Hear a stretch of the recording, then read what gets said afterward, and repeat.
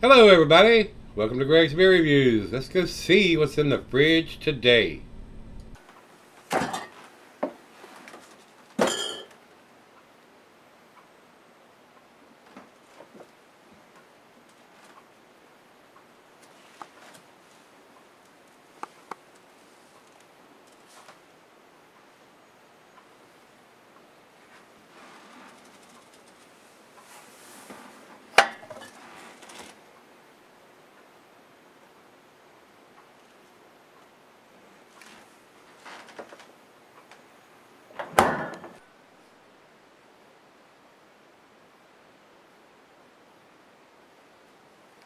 Hello everybody, welcome to Gregsbeerreviews. Today, I certainly do appreciate you stopping by. Today's beer comes from Treehouse Brewing, which usually means that's going to be a big treat. And speaking of treat, that's what this beer is called, Treat.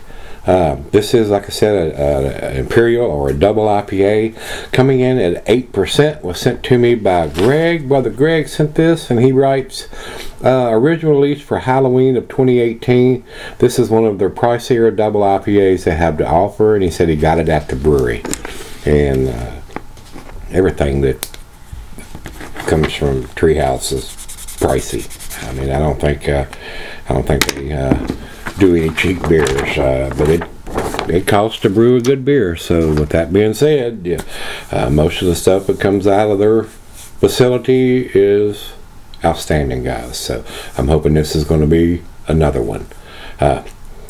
This one says here, Treat is an Imperial IPA brewed with Treehouse, rich in complexity. Its flavors are a function of complex and carefully selected ingredients and experienced hands-on brewing application.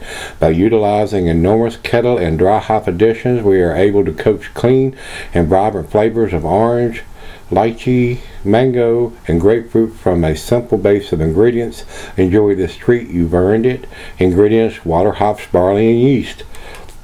Imperial IPA says 8.1% here on the can, and on the bottom of it it says Treat Yourself 0208 of 19. So February the 8th of 2019 is when it was canned, and today is the 3rd of March, 3/3/19. Not even a month old there, guys. If it was done on the second month at 8th day, almost a month, not quite,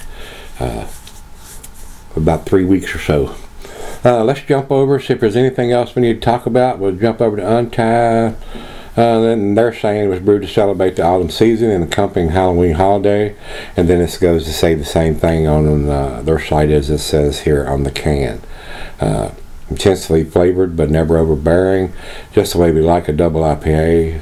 It's not a trick but a treat. Enjoying the most spooky of days. Well, I mean, why would they say spooky of days in February when it was canned? Halloween's behind them then, so I damn sure don't want to think you would sell this beer till this coming Halloween.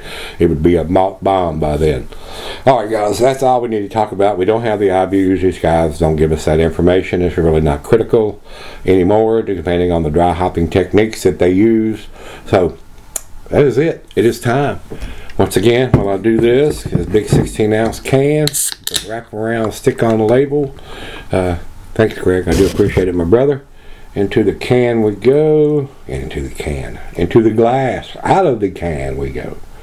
Very cloudy coming out, guys. Looks like a New England style double IPA. Very, very cloudy. Can't get it all into the glass right off the bat. A little over a finger and a quarter of head. And again, looks like a glass of orange juice there, guys. Maybe a slightly lighter color, maybe a little grapefruit juice mixed in there. Still looks great. Very cloudy beer there, guys. Very nice looking New England style IPA. To the nose we go.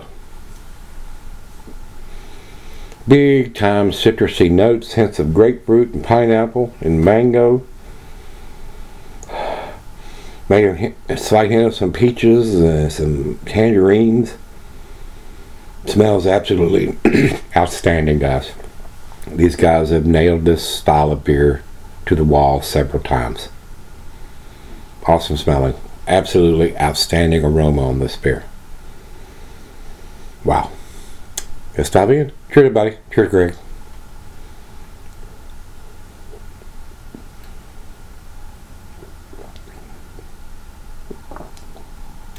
Super smooth. Very easy drinking.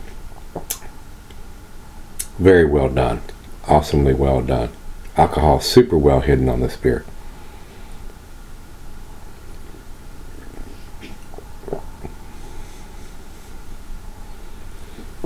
Everything that I was getting on the nose, I'm getting on the taste with tangerine, grapefruit, pine, pineapple, mango. Very citrusy. Delicious. Absolutely delicious. And look at the lacing, it's already left on the glass with those 2 sips I've taken. Well, not disappointing whatsoever. These guys know how to brew this style of beer. Let me get the back end pour in there, guys. Don't see how I could possibly change the color of it any.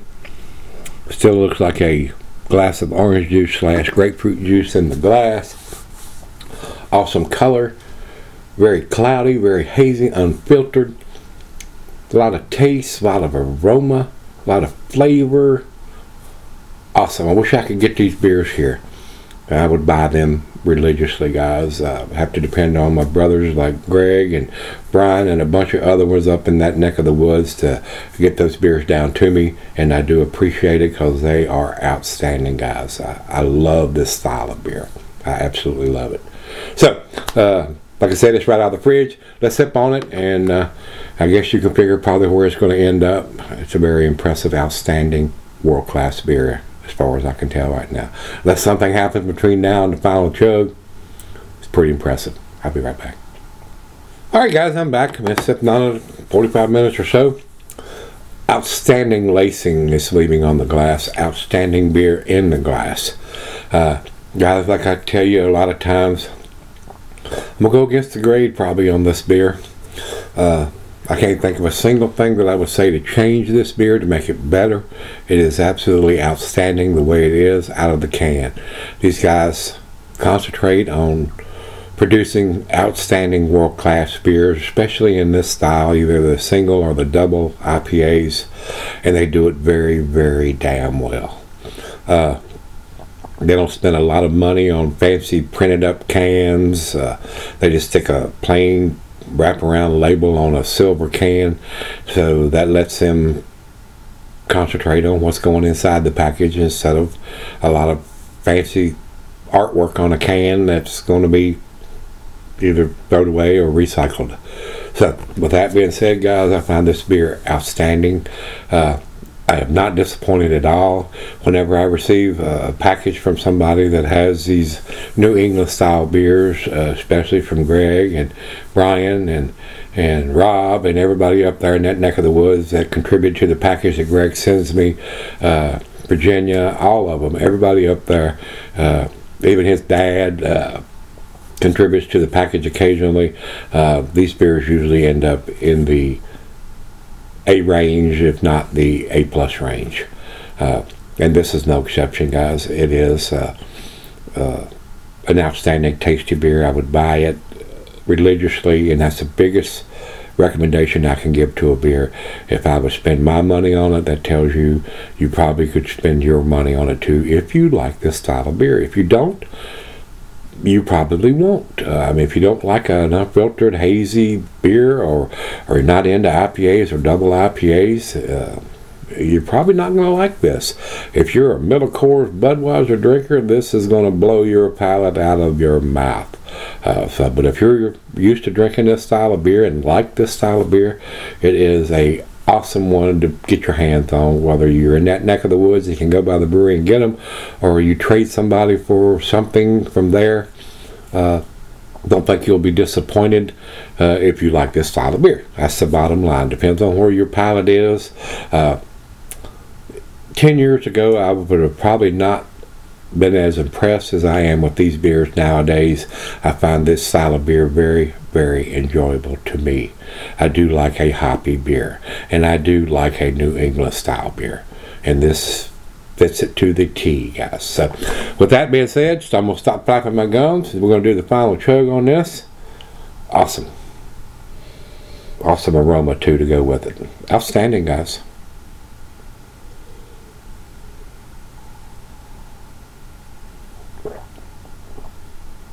We're not going to leave any of that.